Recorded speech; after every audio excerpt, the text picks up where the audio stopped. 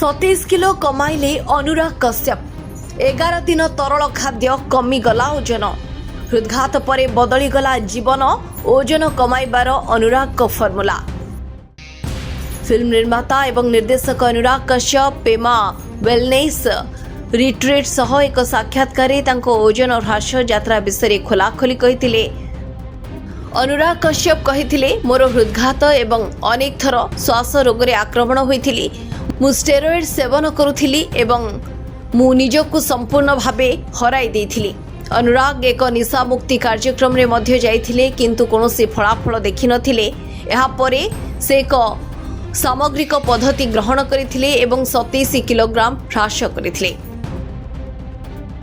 11 दिनर तरल खाद्य अनुराग कश्यप 11 दिन पई तरल खाद्य खाइबा आरंभ करिथिले। एहा तांकु चाप नियंत्रण करिबा एवं ओजन ह्रास करिबारी सहाय्य करिथिला। ए समय अनुराग कठिन खाद्य खाइबा को इच्छा करुथिले एवं यहा तांको पई कष्टकर थिला किंतु से श्रृंखला एवं दृढ़ निष्पत्ति माध्यम रे खाद्य पूरण करिथिले। जोगो को जीवनर एक अंश करदेले। तरल खाद्य सह अनुराग तांको जीवन रे जोगो को शामिल करिथिले। तांको जोगो शिक्षक तांको प्राणायाम सिखाइथिले जहा तांको शांत रहिबा एवं चाप नियंत्रण करिबारी सहाय्य करिथिला। तरल खाद्य कौन? तरल खाद्य रे कठिन खाद्य बदल रे केवल तरल जिनिस व्यवहार करा जाए जेपरिक पानी, सूप, काढ़ा, बटर मिल्क शेक किंबा लस्सी इत्यादि। तेबे तरल खाद्य किपरि लाभदायक? एक तरल खाद्य कठिन खाद्य प्रति इच्छा को नियंत्रण करिबारे सहाय्य करिपारे। यह पाचन प्रणाली को कम हेबारे सहाय्य करे, मेटाबॉलिज्म स्थिर करे एवं द्रुत ओजन ह्रास को प्रोत्साहित करे। जोगरु आपण किपरि लाभ पांती? जोग केवल शारीरिक भावरे सहाय्य करे नाही बरं मानसिक भावे मध्य सुस्थ रखे।